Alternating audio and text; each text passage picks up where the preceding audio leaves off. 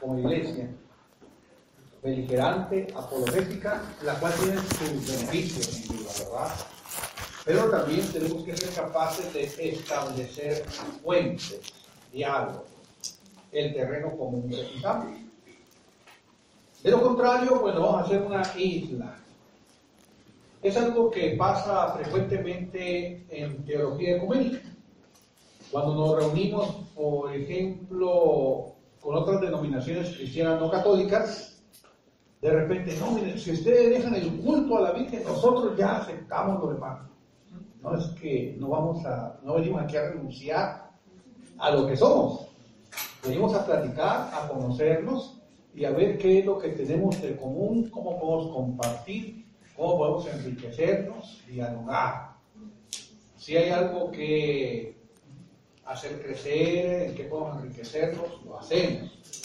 No se trata tampoco de pelear. Y algo que podemos hacer siempre es orar juntos, ¿verdad? Orar juntos, y la oración en los encuentros ecuménicos, obviamente que nos hace vernos como hermanos y no como opositores. Bueno, la moral del matrimonio actual contra la católica. Yo les digo, ¿cuántos matrimonios la moral católica actualmente? Tantos, supongamos. X número. Entonces le digo, entonces es una moral actual, sí. Bueno, somos parte de esa vivencia de una moralidad del matrimonio. El día de hoy se tuvo un encuentro con el Papa Francisco y la Congregación para la Doctrina de la Fe. ¿Qué es esa Congregación para la Doctrina de la Fe? Es lo que antes se llamaba la Inquisición, la Santa Inquisición. Sí le suena más, ¿verdad? Pues, ahí están encargados de tutelar la doctrina y la moral. De parte de la doctrina existe naturalmente un análisis de las propuestas teológicas, de todo aquello que se dice y se hace, y esto precisamente por tutelar la verdad de la doctrina, de la cual es depositaria la Iglesia. Y en cuanto a moral, también en cuanto a enseñanzas morales, y ahí la congregación funge como tribunal para algunos delitos más grandes. ¿Cuáles? Por ejemplo, el abuso de menores de parte de sacerdotes, las profanaciones de las especies, el atentado contra la santidad de los sacramentos.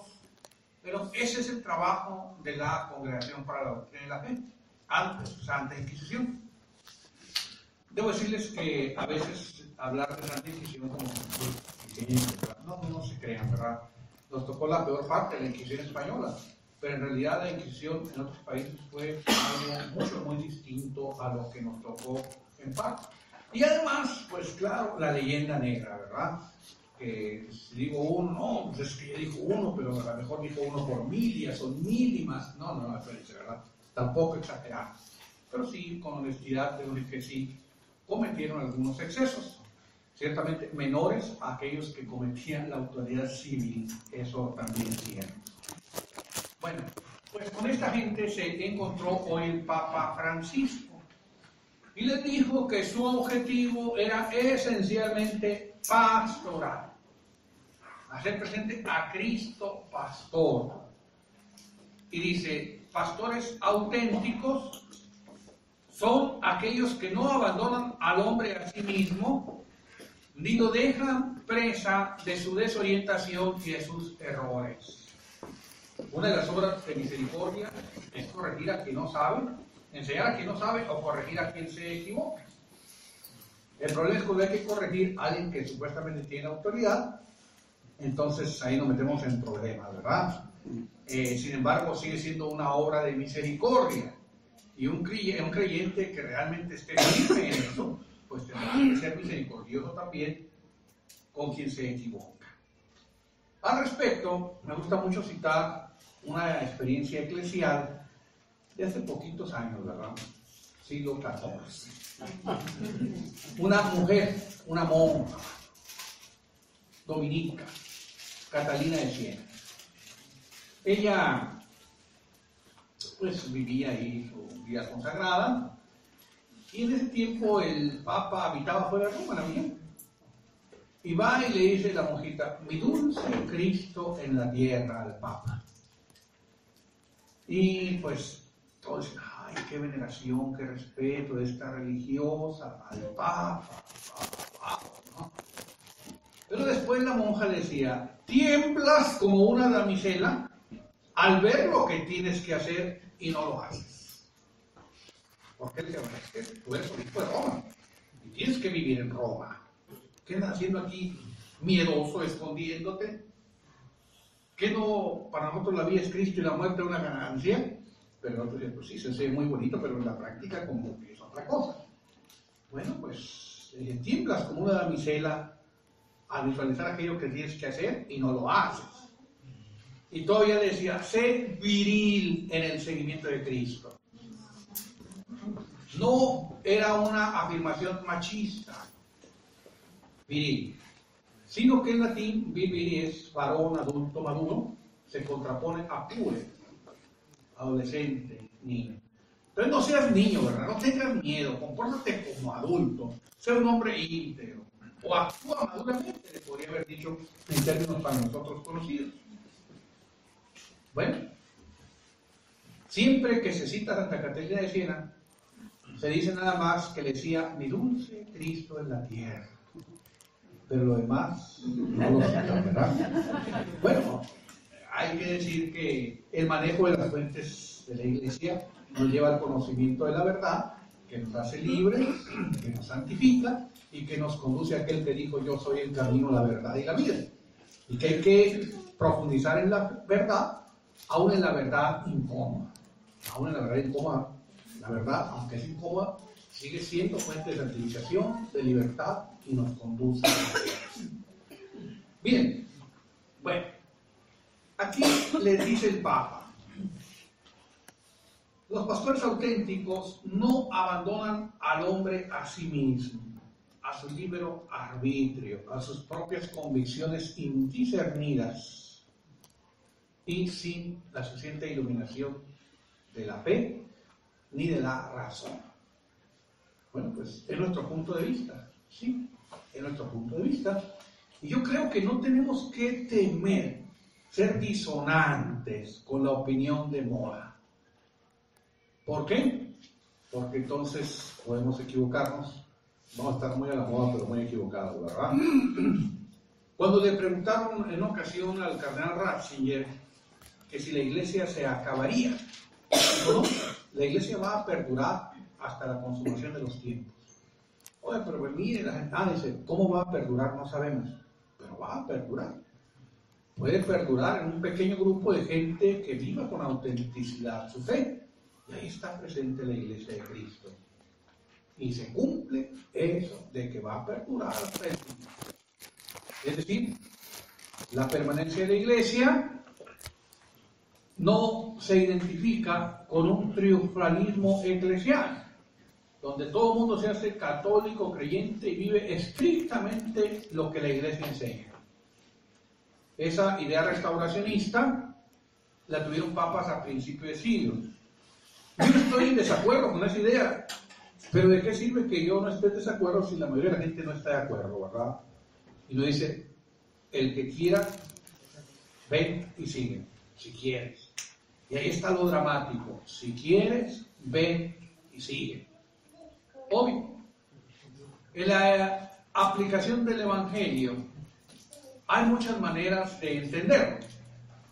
Me fascina esa escritura irónica, para muchos grosera, de Dostoyevsky en el libro de los hermanos Karamazov, el pasaje del Gran Inquisidor. Así no voy a hablar de él, que está por ahí en una ciudad española, Sevilla, y dice que está un grandioso acto de fe, donde los están quemando a los magos herejes. Un hereje es aquel que se aleja, que niega la verdad de la fe. Pero en esa ironía, Dostoyevsky dice que están quemando en ese acto de fe a los malos herejes. ¿Y cuáles son los buenos herejes? No lo dice, pero lo demuestra. Este gran inquisidor, hay un anciano novacionario, dice, con los labios así descoloridos, lo escribe, y que ve por ahí a uno que se está asomando y que descubre su identidad y lo manda a apresar. Lo mete a los calabozos y ahí va y se le pone enfrente y le dice: oye, has realmente arruinado el proyecto. Tú predicaste la mansedumbre, la solidaridad, la compasión, la verdad, esto, lo otro. Y nosotros predicamos el poder, predicamos esto, lo contrario del Evangelio. Mira, la gente nos busca, Ahí un poco dice que pues a la gente hay que darle pan y circo, ¿no? Y que va a estar buscando. En cambio, cuando practicamos la misericordia y el perdón, no hacen caso. Ya al final pues se queda temblando el cardenal y el preso no le dice nada. Pero lo saca de la cárcel, prácticamente lo corre. El preso le da un beso y Dostoyevsky dice que sale a las calles de la ciudad. ¿Sí saben quién es el preso que en la novela estaba ahí en el acto de fe? Pues nosotros que Jesús, ¿verdad? Obviamente es una novela. Es una manera literaria, bella, irónica, de manifestar la existencia de buenos herejes y malos herejes, pero ambos separados del Evangelio y negando la verdad, negando en última instancia a Dios mismo. Bueno, pues ciertamente todos podemos caer en errores, no somos perfectos, pero no somos delincuentes. Pecadores, todos somos, pero no somos corruptos, ¿verdad? Ortega y Gasset decía que solamente los idiotas y los semidiotas se creían perfectos, que todos los demás tenían conciencia de la limitación. Ortega y Gasset. Lo cito, ¿verdad? Lo cito. Ok. Bueno, entonces, ¿qué hacer, dice el Papa, a la congregación para sacar adelante esa situación en la que puede estar inmerso el hombre? Dice, bueno, pues hay que orientarlos con la verdad y la misericordia. Así lo llevan a reencontrar su rostro auténtico en el bien. ¿Qué significa reencontrar el rostro auténtico del hombre en el bien? Pues un hombre realizado, pleno, contento, que participa de la bienaventuranza. ¿De cuál bienaventuranza? Pues aquella que nos hablan Mateo y Lucas en el Sermón de la Montaña, ¿verdad? Basta con citarlo ahí. Bien.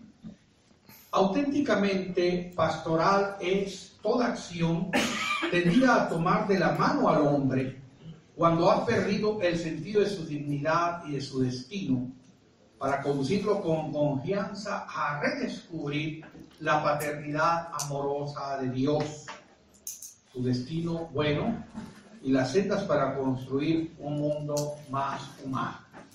Eso sería, según el Papa, la función del pastor, que debe iluminar los trabajos de la congregación para la doctrina de la fe.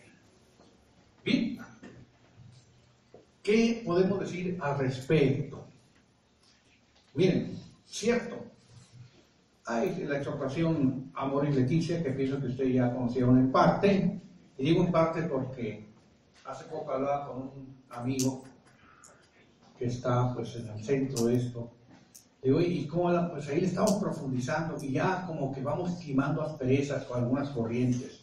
Me digo, bueno, pues si tú dices eso, yo no voy a decir que la tengo ya dominada, ¿verdad? Jamás. Así que por eso nosotros la estamos conociendo también. Más vale, porque si no nos va a dar un poco ahí. Mucho se habló si la Amor y Leticia era un punto de inflexión para la teología moral y la enseñanza de la Iglesia. Es decir, desandar caminos que ya habíamos recorrido y cambiar normas, cambiar enseñanzas. Bueno, ¿qué es lo que busca este documento este sínodo? ¿Cuál es el objetivo? Reflexionar sobre la alianza familiar en la integridad de su relevancia antropológica y social. Fíjense, solamente antropológica no, sino que subrayó lo social. La familia en la sociedad actual. Como dimensión constitutiva de la vida ética y del testimonio eclesial cristiano. Es decir, nuestro ser cristiano, nuestra proyección moral, ética, va inherentemente unida a nuestra concepción de familia. Actuamos de una manera hasta cierto punto aprendida en lo que es nuestra familia. Hay un campo enorme para la articulación interdisciplinar de la enseñanza de la Iglesia. Pienso en la psicología, en la psiquiatría, en la sociología. ¿Cuántas aportaciones pueden hacer a partir de una concepción de familia, ahora sí que encuadrada en la realidad que nos toca vivir? ¿Qué es el objetivo del sínodo de la familia concreta en la situación actual, tanto a nivel antropológico como social y cultural? Ciertamente, encontramos cambio que conlleva una grande fatiga. ¿Qué cambio? Pues tiene muchos rostros este cambio. Hay quien dice que una familia puede constituirse con personas del mismo sexo. Hay quien dice que no es necesario el civil siquiera, menos la iglesia o alguna otra religión. Bueno, pues es lo que estamos viendo, ciertamente, ¿verdad? No decimos estamos de acuerdo o estamos en desacuerdo. Es lo que encontramos. Eso es lo que estamos viviendo. Y pues esto es un reto, no solamente para la sociedad, como hemos visto que si se reconoce o no los matrimonios de personas del mismo sexo, que aquí sí, que allá no. Bueno, yo tengo mi concepto bien claro, pero aún social y legislativamente vemos que no tenían de ponerse de acuerdo, ¿verdad? Cuando menos, debemos decir, no es algo claro, ni para ellos. Y por una razón, para nosotros, es una referencia, ahora sí que inamovible en la Sagrada Escritura. Hombre y mujer los creó.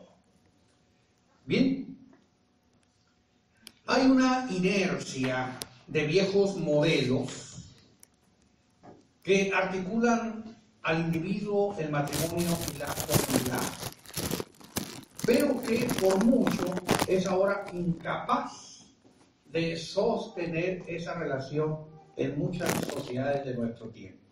Pongo un ejemplo. Una mujer divorciada en los años 50, ¿cómo era vista? En México. Mal vista, ¿verdad? Y ahora, una mujer que se separa es lo más común, ¿verdad? No voy a dar estadísticas, pero el registro civil nos habla de estadísticas bastante fuertes en un término de 5 años. Eso no una realidad, el divorcio. No que estemos o no de acuerdo, es una realidad. ¿Y hay que responder a esa realidad? Sí, hay que responder. ¿Cómo? Bueno, eso hay que verlo, ¿verdad? Pero lo primero que hay que hacer es constatar la realidad que nosotros estamos viviendo. Porque si partimos en nuestra propuesta para iluminar la realidad de familias funcionales, casadas por el civil, por la iglesia, en una sociedad cristiana, pues vamos a estar hablando de nuestra sociedad de Tijuana. ¿Sí o no? Pues yo creo que no, ¿verdad? En parte sí, pero no de una manera generalizada. Bueno, tenemos que subrayar por el crayón del realismo que hay ambivalencias y contradicciones y que muchas de ellas hunden sus raíces en un individualismo. Hago lo que me da la gana. o hago lo que yo decido. No estamos acostumbrados a discernir. Estamos acostumbrados a decidir, en base a lo que yo quiero, a lo que a mí me parece. Y dejamos de lado la verdad, la escritura, una sana psicología y ni qué decir las enseñanzas de la iglesia, ¿verdad? Entonces, articular esto no es fácil. Tenemos que enfrentarnos con ambivalencias y contradicciones. Hay una cultura de cómpralo, úsalo y tíralo, de lo desechable, que tanto denuncia el actual pontífice, pero pues que no es ciertamente una novedad. Ya antes se nos había hablado de esta conciencia mercantilista, compra, usa, tira, el mejor postor, la oferta de todo eso que ya conocemos, ¿verdad? Y detrás de esta mentalidad de mercadotecnia hay lo que llamamos una actitud hedonista. Pásatela bien, ¿verdad? Pásatela suave. La obsesión del placer. Aquí hay que poner una puntilla. Demonizar el placer es demonizar la palabra de Dios. Porque Dios hizo la creación para que nosotros gustáramos de ella. Un sano placer, un sano gusto, yo creo que es sano. De menos así nos lo enseña la iglesia, lo vamos a citar específicamente en la Gaudium et Spes 49. Es que no puedo comer un dulce porque me gusta. Me gusta, ¿verdad? No hay ningún problema en que te comas un dulce. Ya cuando el placer no se articula con el bien y con la verdad, con lo honesto, con lo justo, bueno, ahí, cuando pase el criterio absoluto, cuidado, ¿verdad? Porque puede llevar a lugares que nosotros no quisiéramos frecuentar. Nos vemos hoy en esta mentalidad empujados a una deconstrucción de las instituciones que aseguran la estabilidad de las relaciones humanas, al desecho de las instituciones, entre ellas la institución familiar. La elevamos, le sacamos raíz cuadrada, la modificamos y le decimos familia a esto que regularmente no era. Al Estado también le modificamos, le hacemos y hacemos lo que nos da la gana. Y una frase típica, ¿verdad? Al diablo las instituciones. Por ahí alguien, no sé quién nos lo dijo, ¿verdad? Y bueno, pues ahí es parte de la mentalidad, es un síntoma de esta mentalidad de mercadotecnia, que lo que me conviene está bien y lo que no, al diablo. Y desde el punto de vista de lo que estamos tratando, también la familia es tratada como una institución en esos términos. Hoy nos vemos pues empujados a revalorar las instituciones, no solamente la familia, sino también el Estado, su función, su relación con el individuo, con las familias, con las demás instituciones. Y esa actitud es una actitud invasiva. También nos llega a golpear en lo que son las instituciones eclesiales. ¿Por qué? Bueno, pues porque a mí qué me importa lo que diga la iglesia, ¿verdad? Yo lo que me da la gana es abolar la iglesia. Es algo que nosotros encontramos. Por ejemplo, a mí me llama mucho la atención cómo platicando con algunos colegas me decían, no, es que muchos jóvenes se acercan al matrimonio, aún en la iglesia, con la mentalidad de que si nos va bien le seguimos, y si no, cada quien por su lado. Yo les pregunto, ¿esa es una opción por la vida matrimonial conforme nos propone la iglesia? No. Entonces, ¿qué tan válidos son esos matrimonios? Si ya de entrada no tenían la intención de hacer lo que están diciendo que querían hacer. Entonces, ahí me recuerda mucho al Papa Francisco cuando dijo que muchos de los matrimonios actuales eran nulos, dejó de decirlo abiertamente. Y pues ahí son precisamente situaciones que nosotros tenemos que ir poco a poco sopesando. El Vaticano II nos abre a una perspectiva sobre la estrecha relación entre familia, sociedad y condición humana. ¿Sí? La familia es la célula, el cimiento, fundamento de la sociedad. Y pues ahí en la familia se establece la condición humana, su desarrollo armónico, desarmónico, si es funcional, disfuncional, todo eso. Pero este último sínodo sobre la familia nos lleva al centro de la atención doctrinal, moral, espiritual y pastoral de la Iglesia a la entera condición familiar.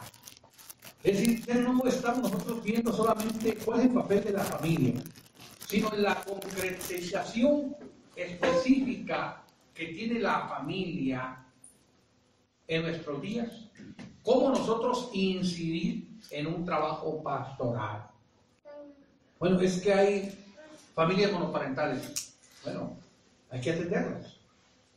No, pues es que hay ese otro tipo de familia. Híjole, pues hay que atenderlas. No le voy a decir, estamos de acuerdo contigo, tenemos algún certificado de que no, le vamos a mostrar la iglesia como un lugar habitable para ti. Eso yo creo que fue el objetivo del sínodo. No canonizar las distintas maneras en que se concretiza la familia, pero sí atender a la realidad de la familia en nuestros días, moral, espiritual, pastoral, todas esas actitudes. Una iglesia que se dispone al servicio de orientación del creyente en el mundo de hoy debe saber comprender de manera empática también su parte desorientada. ¿Qué quiere decir esto? Miren, les comparto que en algún momento me pidieron que me hiciera cargo de la pastoral de personas que tienen atracción hacia su mismo sexo, la pastoral de homosexuales. Entonces pusimos una fecha y un lugar ahí, con mucha discreción, para atenderlos. No iba nadie, pero no sé cómo lo hicieron, sabían el número directo y me hablaban, oye, ¿tú eres el encargado? Sí, yo soy. Oye, el padre fulanito de tal, mira, aquí está en las ojos de mar. El padre fulanito de tal, mira, acá está en esto, acá está en aquello. Y bueno, salúdame, le digo, pues ¿qué voy a hacer? ¿Qué voy a hacer? Le digo, si quiere atención, pues ya hablo. No, pero son una bola de hipócritas, ¿por qué se ponen a condenarnos cuando ustedes han igual? Entonces le digo, menos a mí no, bueno, ya hay uno que no, y creo que hay muchos que no, ¿verdad? Después me los encontraba en los foros sobre, ya ven que hace 2 o 3 años hubo muchos foros sobre cuestiones de matrimonio en personas del mismo sexo, ¿no? Que ¿por qué no? Digo, yo no me voy a pelear con ustedes, yo voy a poner aquí la opinión de la iglesia, el punto de vista, esto, aquí y allá. Y pues ya, no, pero es que tú odias a los homosexuales. Espera, ¿por qué es eso? No, es que cuando tú fuiste rector, corriste muchos homosexuales. Mira, Leo, cuando yo fui rector, todo alumno que no era capaz de asumir la vida sacerdotal conforme pide la iglesia, le pedí que dejara el seminario. Algunos me ha tocado casarlos, algunos que le han bautizado a sus hijos, etcétera, etcétera. Y la línea es esa. Si una persona, independientemente de su condición, de su orientación sexual, no es capaz de asumir la vida de celibato, una madurez afectiva, que tiene cierta garantía, no hay absolutos tampoco, bueno, pues definitivamente sí, con rectitud, le pedí que la mayoría salimos en buenos términos. Hay unos que sí están muy enojados, esto también lo reconozco, ¿verdad? También. Y dice, entonces, no, pues yo acepto a la persona independientemente de su orientación. Y ciertamente, si un heterosexual viene y me dice que quiere andar con 2, 3 señores, yo le digo que no está bien. ¿Por qué? Porque no es lo que nosotros como creyentes esperamos de una persona que, pues, dice que vive su fe. Y pues ahí está. Y si se enoja, es que tú no quieres a los heterosexuales, pues lo siento, yo tengo que seguir diciendo mi punto de vista por qué esto y lo otro. Pero no es que esté yo acechando a las personas por esto o por aquello. Eres homofóbico. Pero bueno, pues ya poco a poco fueron entendiendo y ciertamente hay que llevarlos a que comprendan pues su vocación como seres humanos, como creyentes, y naturalmente que tendrán que decidir cómo vivir su vida, todos los seres humanos.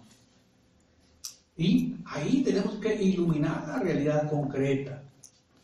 A lo mejor nos pasa lo que a Pablo, el Areópago, ¿no? Atenienses, veo que ustedes son muy religiosos.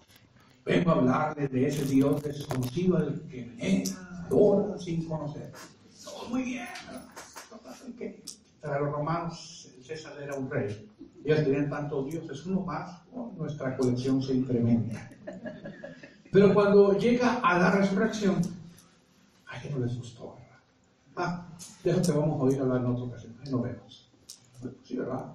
Pero él tuvo una actitud de acogida hacia esta gente pagana. Bueno, nosotros tenemos que tener una actitud empática, de comprensión, no de condescendencia, ojo, no de condescendencia. Porque una cosa es aceptar y otra cosa es condescender. Yo te acepto como eres, te manifiesto la caridad cristiana, pero no me pidas ni que sea tu cómplice, ni que te apruebe, ni que te promueva.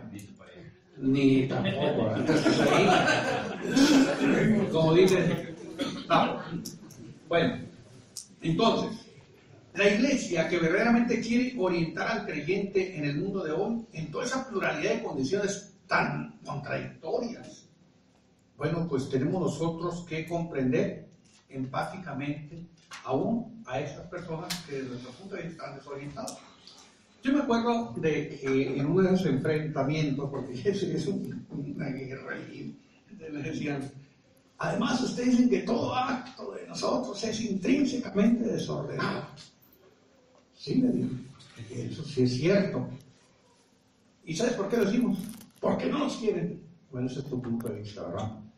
Nosotros lo afirmamos porque desde el principio la sexualidad humana va vinculada a la procreación, hacia ella se orienta.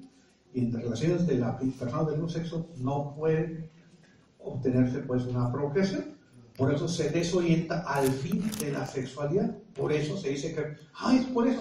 Es que yo pensé, no es por eso, no te preocupes, ¿verdad? Entonces, aún con esas personas que podemos decir no comparten nuestra manera de pensar y de vivir nuestra fe, pues una actitud empática y hasta donde se pueda, ¿verdad? Ir sacando diferencias. Y ojalá que hay muchas personas que buscan vivir con honestidad su fe, y independientemente de su orientación. Bueno, la moral cristiana relativa al matrimonio y a la sexualidad es una moral que permanece, pero también que va evolucionando, podemos decir.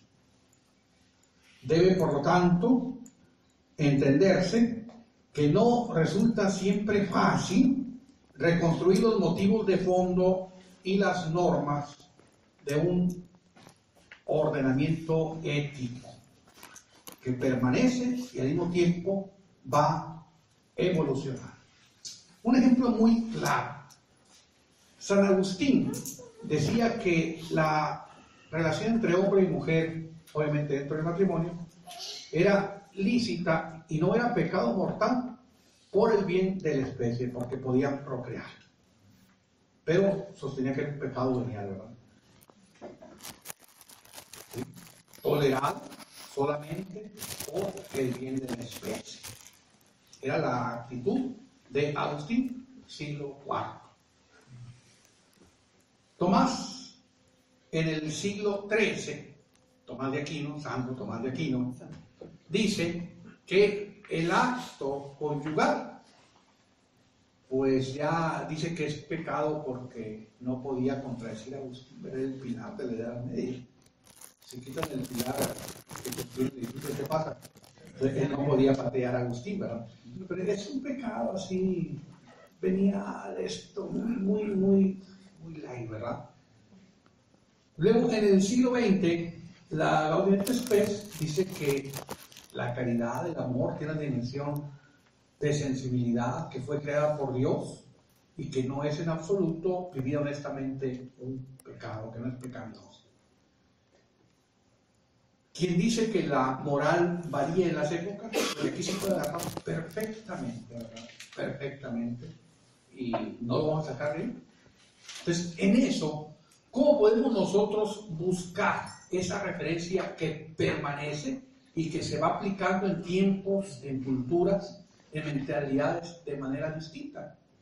Porque tan doctor de la iglesia es Tomás como Agustín, y ni qué hablar de la autoridad de la Gaudete de Spes. Entonces, es a lo que nosotros nos referimos cuando decimos que al mismo tiempo que la doctrina evoluciona, permanece con sus valores universales. Puedo decir, hace el bien y evita el mal. Bueno, yo creo que estamos todos de acuerdo, ¿verdad? Pero ya que es bueno y que es malo, ahí pues vamos a empezar a jardín.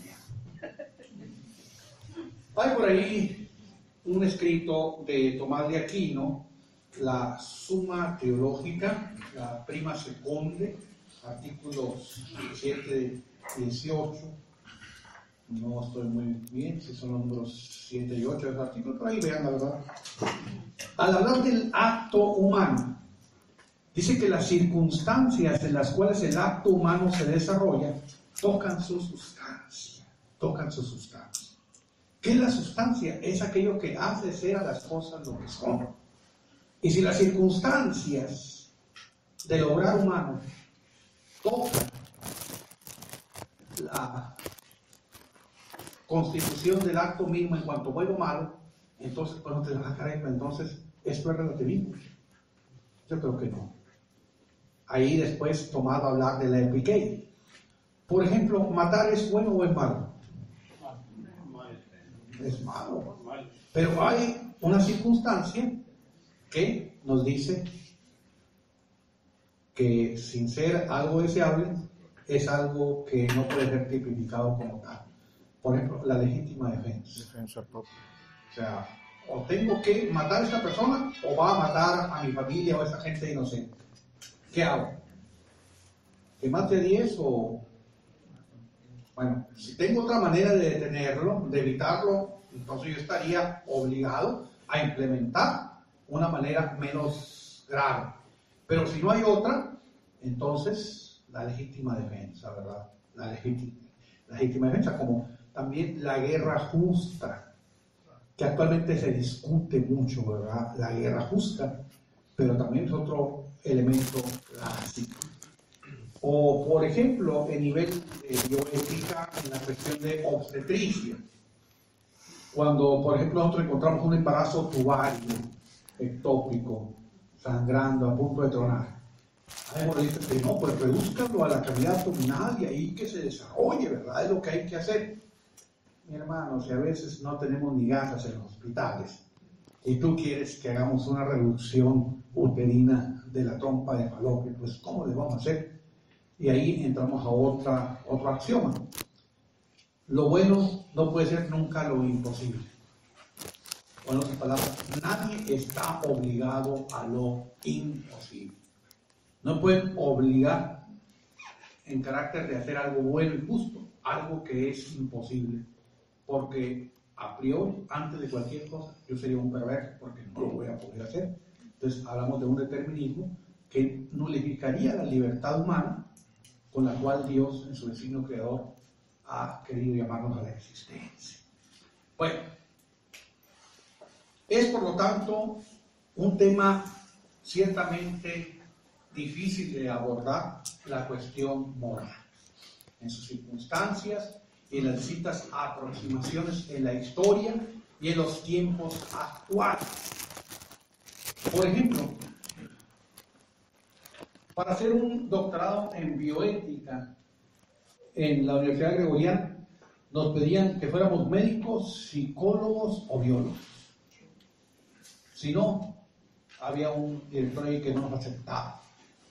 ¿Por qué? Es que vamos a perder tiempo para explicar y que entiendan el universo, que va a ser muy difícil porque no van a tener una formación sistemática, sino va a ser así un poquito de oídas, ¿no?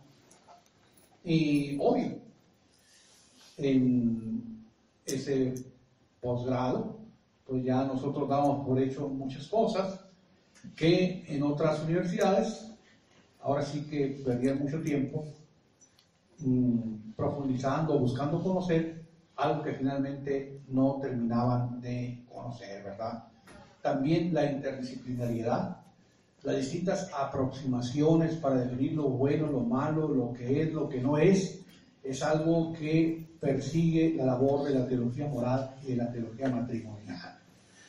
El Vaticano II nos dice que no hay oposición entre ciencia y fe, siempre que ciencia y fe se ciñan a una sana metodología. Cuando yo como filósofo trato de decirle al ingeniero cuánto poner de material o de esto para que las cosas salgan bien, no me dan caso, ¿verdad? Porque si es cuestión de construcción, de por sí estamos son así. Bueno, la relación matrimonial se establece entre dos personas libres que establecen una relación exclusiva y fiel, pasional ciertamente, vulnerable, pero abierta a la reconciliación, una relación que tiende a la unión. ¿Qué quiere esto decir? Bueno, que nadie se casa con una persona perfecta. Entonces van a tener que ejercer la misericordia y pues tender a la unión. ¿Por qué? Porque dijimos que solamente los idiotas y los envidiosos se creen perfectos. La gente llamada normal, una salud mental suficiente, somos conscientes de nuestras limitaciones, ¿verdad? Cuando alguien dice, ¿te crees perfecto? Tan mal me ves. Sí, ¿verdad? O soy envidioso y no creo que espero no estar ahí, ¿verdad? Entonces son situaciones que nosotros vivimos. Pero, pues sí, la moral sexual matrimonial establece matrimonio, la unión, un hombre y una mujer, que se tipifican como personas libres. ¿Qué quiere decir ser libre? Desde el punto de vista psicológico, desde el punto de vista jurídico, sociológico, teológico. Ah, caray, pues no es tan fácil, ¿verdad? No es tan fácil. Ya el Tratado de Arquibus de Tomás de Aquino y la Suma Teológica, pero antes de Cristo aún Aristóteles, lo distinguía entre lo que es un acto humano y un acto del hombre. Si a alguno de ustedes le pusieron una pistola en la cabeza y dices que sí o te disparan, no, pues de menso digo que no, ¿verdad? Sí, ¿cómo no? Pero sería realmente un acto libre, voluntario. Estoy diciendo que sí, o quiero, lo que digo es, no me dispares en la cabeza. Después ahí sería, en cuanto a la palabra sí, al consentimiento, acepto, pues no sería un acto humano, ¿verdad? Ni libre, sería condicionado por un pistolón en la cabeza. Y hay muchas pistolas desde el punto de vista sociológico, psicológico, que pueden estar condicionando la libertad humana. Dentro también de la cuestión de la madurez afectiva y sexual, en la definición de un rol, hubo un tiempo en el que se discutió mucho la validez de una persona con una atracción hacia su mismo sexo que se veía forzada por los, ahora sí, usos sociales del tiempo. Una mujer que no sentía atracción hacia el varón, pero que se tenía que casar porque todos en su casa se casaban y monja no se quería ir, y quedar soltera no se podía, no era bien visto, entonces pues me voy a casar. Pero ahí definitivamente no existía esa madurez para asumir las obligaciones del matrimonio. Sea hombre o mujer, pues ahí hay un indicador que si nosotros lo detectamos y lo realiza un matrimonio para cumplir un rol social o una conveniencia, nosotros tenemos que decir, bueno, pues desde el punto de vista teológico, canónico, moral, habría que verificar la validez de ese matrimonio. Si se quiere resumir en trazos fundamentales la historia cristiana del matrimonio, del amor y la sexualidad, se puede decir que son dos los puntos, dos las referencias que sobresalen. Los efectos de la afirmación, el consenso crea el matrimonio. Cuando todavía yo hago matrimonios, que cada vez son menos, por cierto, les digo, miren, porque a veces están, parecen gelatinas, ¿no? tiemble. Le digo, ya, sí, miren, lo que los constituye en esposos es pues sí acepto. Ya se recoge el consentimiento. Si no hay anillos, si no hay arras, si no hay lazo, ustedes ya están casados. Es más, si quieren no los utilizamos, pero ya están casados. Ya, o sea, ya pasó el golpe, les digo, tranquilos, dejen de temblar, ¿verdad? La emoción y eso. Bueno, es bonito todo, la cuestión emotiva que rodea ese tipo de actos, pero sí, efectivamente, el consentimiento es en la iglesia lo que constituye el matrimonio. Hay un libro de Manzoni entre Promesa Esposo y Promesa Esposi, que llegan dos que no querían que se casaran, porque había no sé qué cuestiones ahí de problemas. Llegan y le tocan al párroco a medianoche y cree que es una cuestión de enfermos. Sí, pues ahí va. Dice, ¿qué pasó? ¿Alguien se enfermó? No, venimos a decirte que yo acepto como esposa fulanita y yo acepto como esposa sultanito. Y el párroco grita traición, ¿verdad? ¿Por qué? Porque ya habían expresado el consentimiento ante una persona cualificada y en consecuencia ya eran esposos. Bueno, pues esa era la cuestión de expresar el consentimiento ante una persona cualificada. También lo sabemos nosotros que cuando eclesiásticamente no hay un ministro ordenado a disposición y no se puede contar con su presencia en un determinado tiempo, entonces se puede expresar el consentimiento ante otra persona y igualmente quedan casados, ¿verdad? Lo mismo el bautismo. A veces, padre, se está muriendo el niño, acaba de nacer, pues bautícelo. ¿Qué tal si no llego? Le digo, usted bautícelo, pues todo bautizado puede hacerlo. Incluso podemos ampliar el concepto. Bueno, en cuanto al consentimiento, la historia del matrimonio va ligada a la manera de expresar ese consentimiento, que pues ha llegado hasta la forma que nosotros hoy conocemos, pero que no siempre ha sido así. ¿Cuál es la otra referencia o trazo fundamental de la historia del matrimonio, la familia, la sexualidad? Es la rígida limitación del deseo, del placer. Acordémonos que la teología católica ha crecido al amparo, al cobijo de la filosofía griega y en parte una filosofía de corte platónico, donde el placer es malo.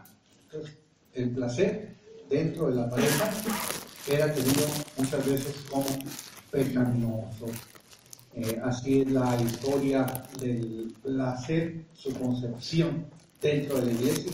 Se replica sobre el Vaticano II, que no, el gozo, la fruición de las cosas creadas en la pareja, incluso el goce, ¿no? Es algo querido por Dios. No tiene nada de pecaminoso. Pero estamos hablando del siglo XX, ¿verdad? Son aspectos que sí tenemos nosotros que valorar. El descubrimiento teológico del amor como motivo ético central de la sexualidad, del matrimonio y la familia nos lleva a valorar el matrimonio distinguiéndolo de otras formas de relaciones. Es decir, el amor como constitutivo de la relación entre un hombre y una mujer que se establece en una opción de vida con todo lo que ello significa, es precisamente el valor teológico que, basados en la Escritura, nosotros reafirmamos. En base a esto, los esposos deben respetarse y sostenerse recíprocamente en el derecho de cada uno a desarrollar libremente su propia personalidad. Es decir, no es que un pasito para adelante, un pasito para atrás, cada quien tiene que realizar su vida, ¿verdad? En comunión, en armonía, con metas, todo lo que quieran. Pero la esposa no va a ser el títere del marido, ni el marido el títere de la esposa. Van a tener que concordar, buscar proyecto, lo que quieran, pero se tiene que buscar la realización dentro del matrimonio. El amor conlleva un componente sensual Creemos que Dios ama la alegría del ser humano, que Él ha creado todo para que podamos gozarlo. Este amor se expresa y perfecciona singularmente con la acción propia del matrimonio. Por ello, los actos con los que los esposos se unen íntima y castamente entre sí son honestos y dignos, y ejecutados de manera verdaderamente humana significan y favorecen el don recíproco con el que se enriquece mutuamente en un clima de gozosa gratitud. Gaudium et Spes 49, que había mencionado. Bueno, ¿qué decir de esto? Como iglesia tenemos que aceptar que hay muchas concretizaciones del matrimonio que no están dentro de los estándares ideales que la iglesia promueve. Sin embargo, son nuestros hermanos y también para ellos se dirige el Evangelio. La doctrina no cambia respecto a lo que es la doctrina del matrimonio, lo que es la Escritura, pero sí lo que cambia es las realidades tan distintas en las que esta doctrina va a ser recibida, ¿verdad? Va a ser recibida. Hay quien no ha aceptado bautizar a hijos de determinado tipo de parejas. Si lo presentan al bautismo, yo creo que hay que bautizarlo. Yo lo que sí les pido, traigan padrinos que realmente se comprometan a educarlos en la fe, que no sea simplemente un acto social, que exista realmente una búsqueda de comunión con la iglesia.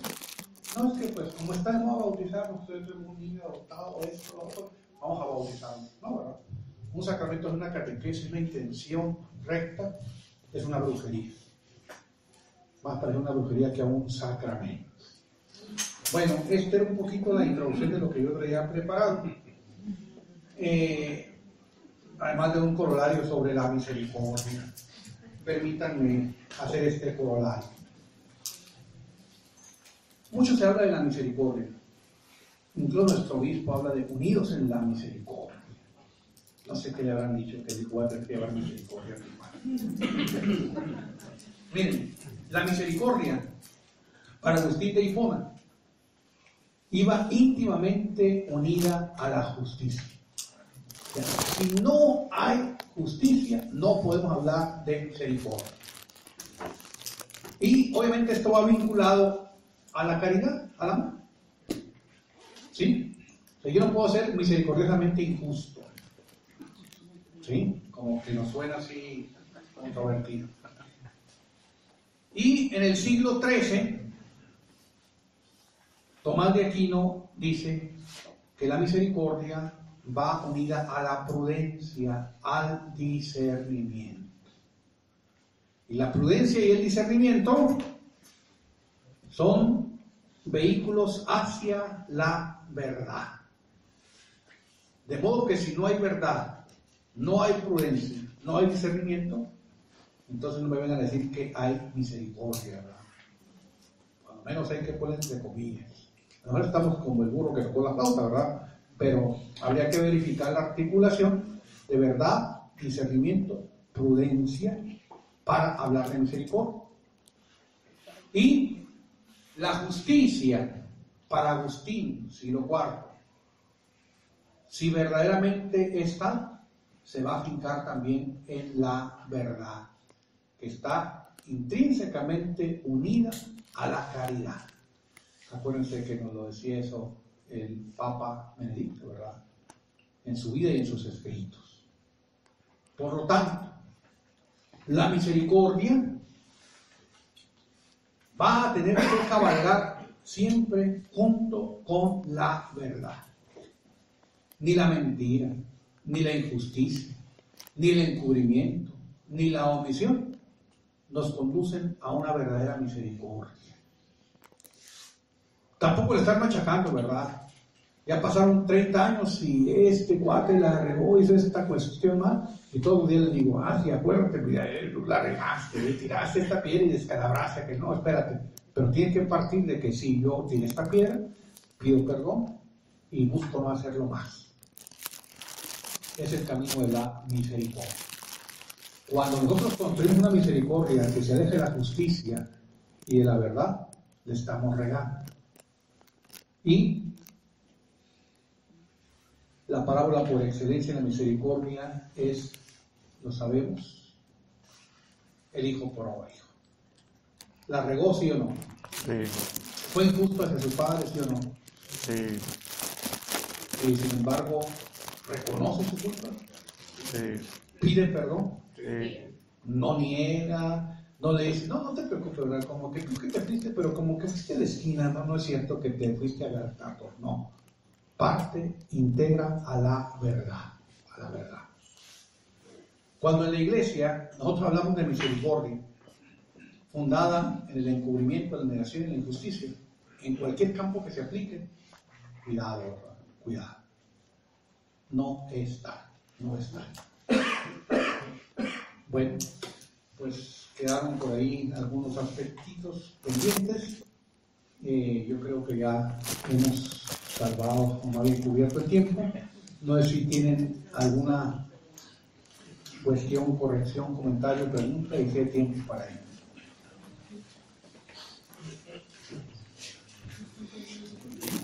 ¿Preguntas?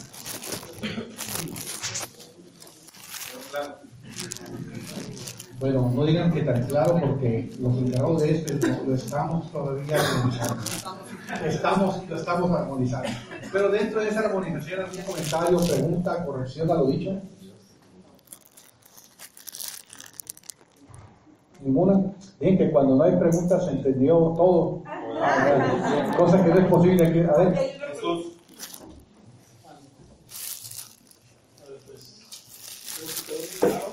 Quedó claro todo. Y pues nada más comentar algo acerca de algo de nuestros días, en la vida matrimonial sobre todo, socialmente hablando. Pues creo que hace falta mucho esto que decía San Agustín y siempre lo defendía, la verdad ante todo, y ya nos explicó qué debe llevar acompañado esa palabra, la verdad, justicia, misericordia, etc. Pero debemos ante todo tener muy en cuenta esa verdad y defenderla y buscarla, practicarla.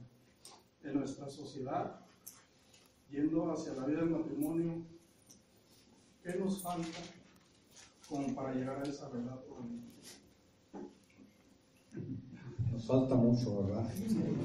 Somos humildes cooperadores de la verdad en nuestra vida. No poseemos la verdad, participamos de ella, como de esquirlas, de pedacitos. ¿Quién conoce la verdad profunda de Dios? Nadie. Es más, ¿quién conoce la profundidad de la verdad en los espacios subatómicos, sino que irse a Dios, a lo más concreto? Nadie. Pues seremos siempre humildes cooperadores de la verdad. Y con ello estoy citando el lema episcopal de Benedicto XVI, ¿verdad? Cooperadores de la verdad. Y algo, pues, que sí es importante, el indulto, la indulgencia, entra en el ejercicio de la misericordia, sí. Algo que me gusta mucho citar, que es pues, bastante público, en el escándalo este de filtración de documentos del departamento pontificio, ¿verdad? El Pauleto, el mayordomo, pues él reconoció que sí lo había hecho y creyó que al hacer eso estaba ayudando al Papa a descubrir esa situación. Se le dio en justicia una pena. Sí. ¿Qué hizo Benedicto XVI? Lo visitó, lo indultó y todavía lo emplearon ahí, ya no en los aposentos pontificios, pero sí es dependiente de la Santa Sede hasta la fecha, ¿verdad? Entonces, la misericordia triunfa sobre el juicio, pero el juicio no quita ni la verdad ni la justicia. Cuando yo quiero dar una indulgencia o un indulto en base a encubrir, a mentir o a ser injusto, no es el camino de la misericordia, ¿eh? Cuando menos no es el de la misericordia cristiana, por más que te lo quieran vender. Y otro, el indulto tiene que respetar siempre la integridad del ser humano. Por ejemplo, si nosotros tenemos un empleado y nosotros vendemos cohetes para diciembre y las fiestas patronales, ¿no? Y él es nuestro empleado y nos lo truena. Es una quemazón. Luego va y se consigue un trabajo en los almacenes y lo quema. Luego va y en su casa va a visitar a los parientes y se quema la casa. Y siempre nos está explicando, no, es que miren, es que un corto, es que esto, lo otro. Finalmente lo pescamos, ahora sí, ¿verdad? Hay pruebas y son contundentes. Tú eres el piromaníaco.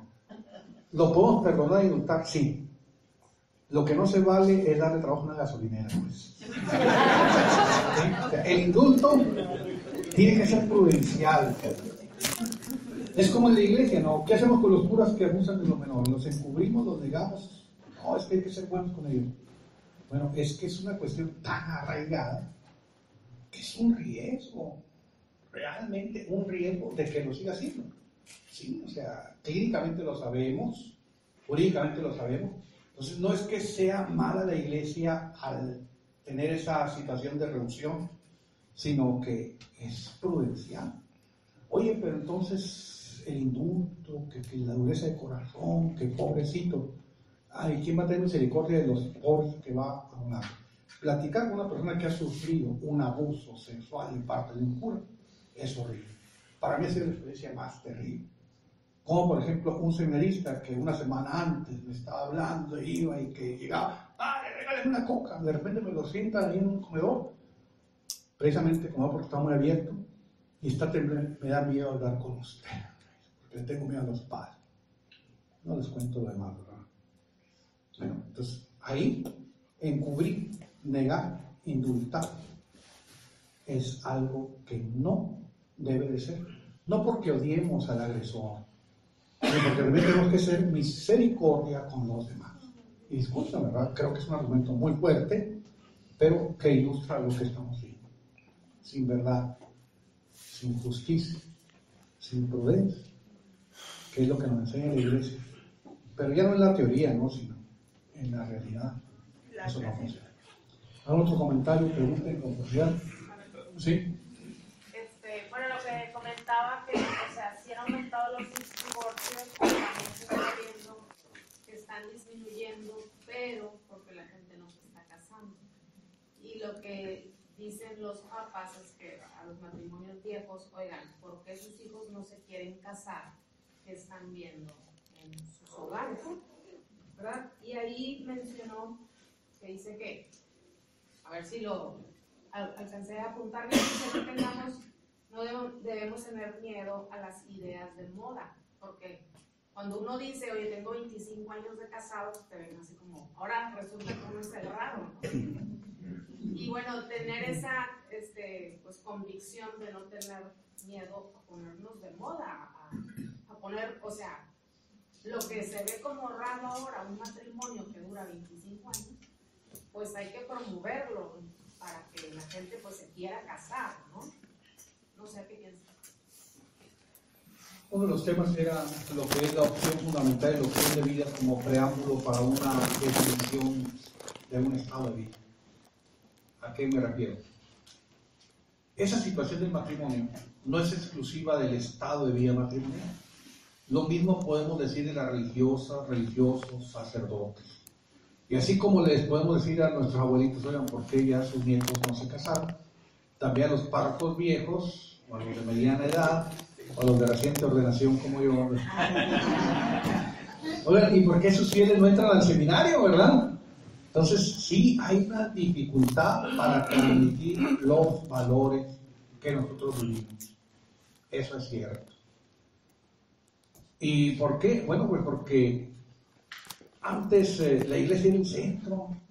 O iba al grupo de jóvenes o no ibas a ninguna parte, no había más. Sí, es cierto, los pueblitos así eran. ¿Y ahorita?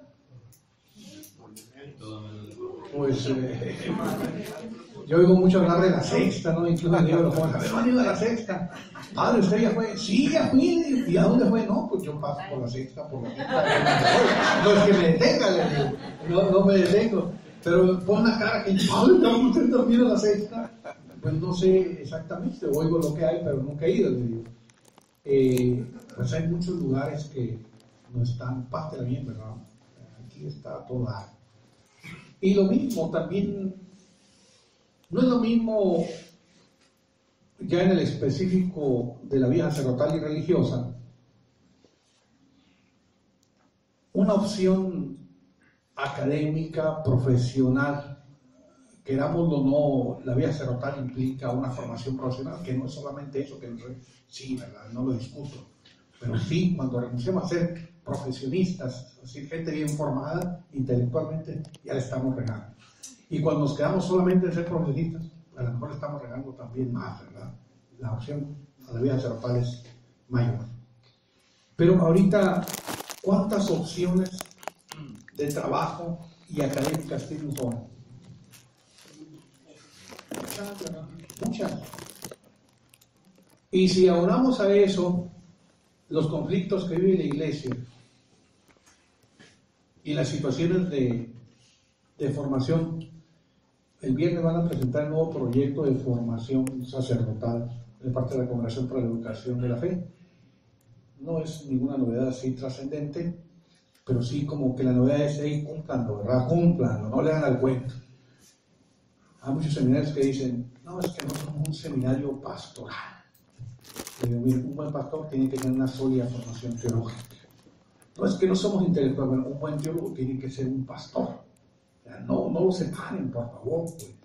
Separarlo es no entender de qué se trata. Entonces, esas son las situaciones que así como en la opción de vida sacerdotal, pasé en la opción de vida matrimonial. Si no me caso y me llevo a la novia y estamos ahí juntos, ¿quién se va a escandalizar?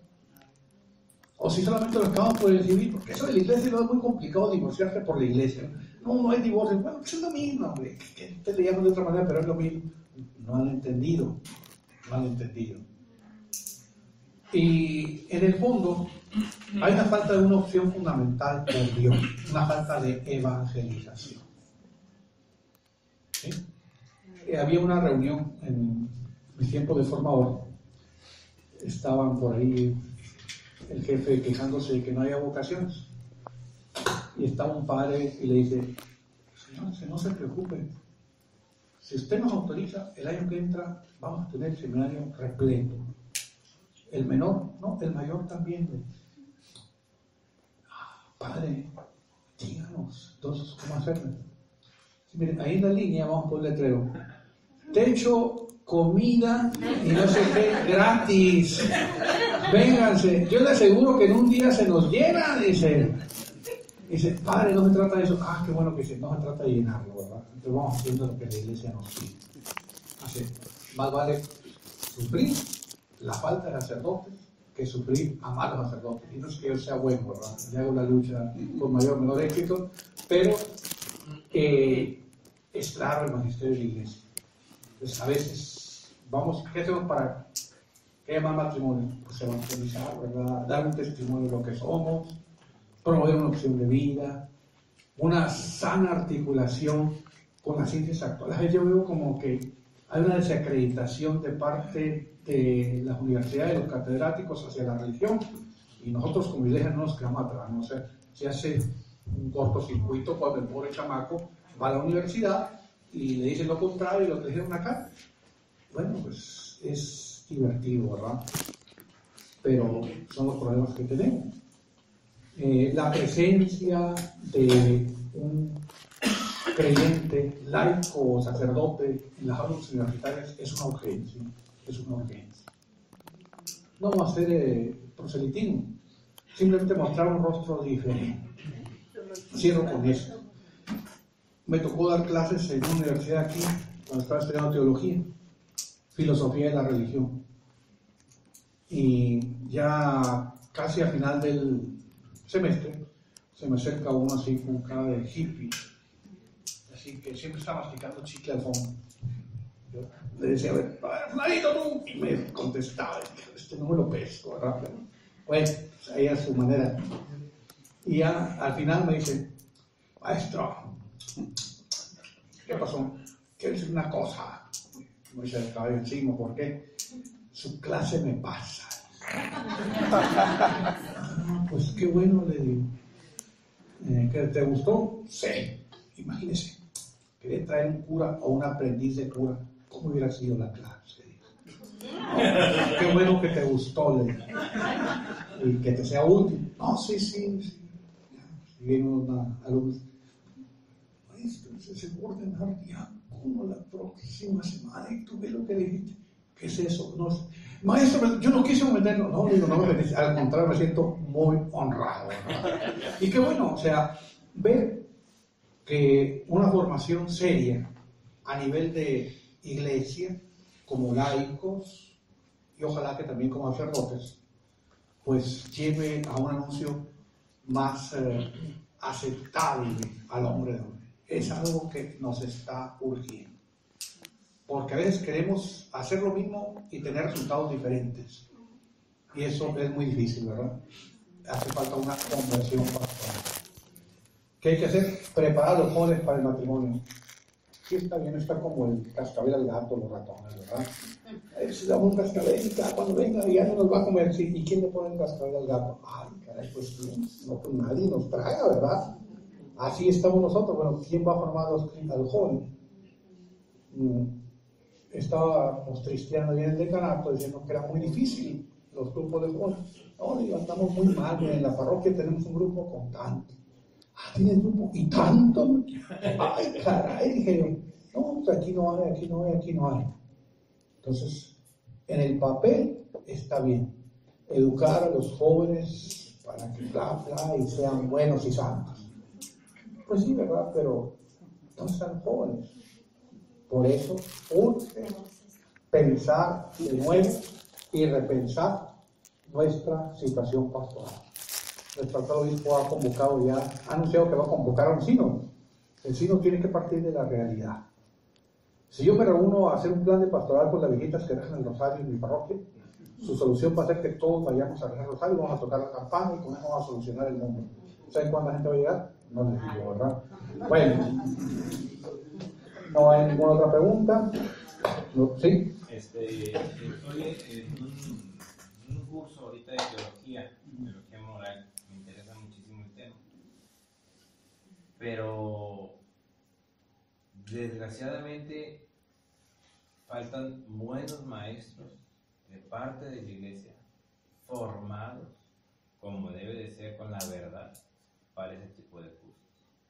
Realmente yo estoy decepcionado de la teología moral que estamos recibiendo. Porque es parte de la iglesia y hay ciertas situaciones, pero tú no te puedes quedar callado tampoco, por lo mismo, porque faltarías a la verdad de la misericordia. Entonces, creo que hace mucha falta de parte de la iglesia, ahora que va a haber este sínodo de nuestra vida, pues que se proponga que haya una formación estructurada, buena, moralmente hablando, del magisterio de la iglesia. Ese es el problema que tenemos a enfrentar. Y pues, incluso aunque hagamos jóvenes creyentes, católicos, cristianos, si no tenemos el pastoreo, pues, real y formal, ese es un problema. Se va a integrar un consejo de laicos en la diócesis. También otros los anuncios que él tiene. Obvio, el obispo está obligado en algunos casos a oír consejos, pero la decisión en la actual organización de la iglesia le corresponde siempre al obispo, ¿verdad? Al obispo. Puede oír 1000 opiniones y él puede decir, no, espero que no sea el caso, ¿verdad? Y sobre todo, pues, que realmente esa conciencia de iglesia, de responsabilidad como bautizados, vaya cristalizándose cada vez más. Y yo no creo honestamente que la permanencia de la iglesia hasta la consumación de los tiempos vaya a coincidir con la conversión de todo ser humano, ¿verdad? Creo en que va a permanecer, porque así me lo dice. ¿Cómo? No sé. Sí me gustaría que fuera como muchos quieren, pero lo veo muy difícil. Lo veo muy difícil. Y la teología moral es un sismógrafo, nos decía el director de tesis, el padre Claudio, que en paz descanse. ¿Por qué? Dice, porque tienes que saber filosofía, teología, sociología, economía, medicina, algo de psicología, depende del área que te metas. Un teólogo moral todólogo es una aberración. Entonces tiene que haber campos. ¿Por qué? Porque tenemos que ser sencillos. Si no somos humildes en lo que nosotros estamos proponiendo, entonces no podemos hacer todo. Incluso en las cuestiones teológicas. Por citarles una cosa chistosa, el actual presidente de la Congregación para la Doctrina de la Fe, en algún momento lo criticaron, lo censuraron como heterodoxo. Estaba citando los padres de la iglesia, pero en consonancia, en disonancia con alguna postura teológica por ahí, algunas facciones. Entonces, pues, se requiere valor y perder el temor, porque la profesión de la fe, en cualquier momento, también para el teólogo, le puede costar la cabeza. Si no, hay que preguntarle a Juan el Bautista. Y si no, pues al mismo Jesús, ¿verdad? Bueno, muchas gracias.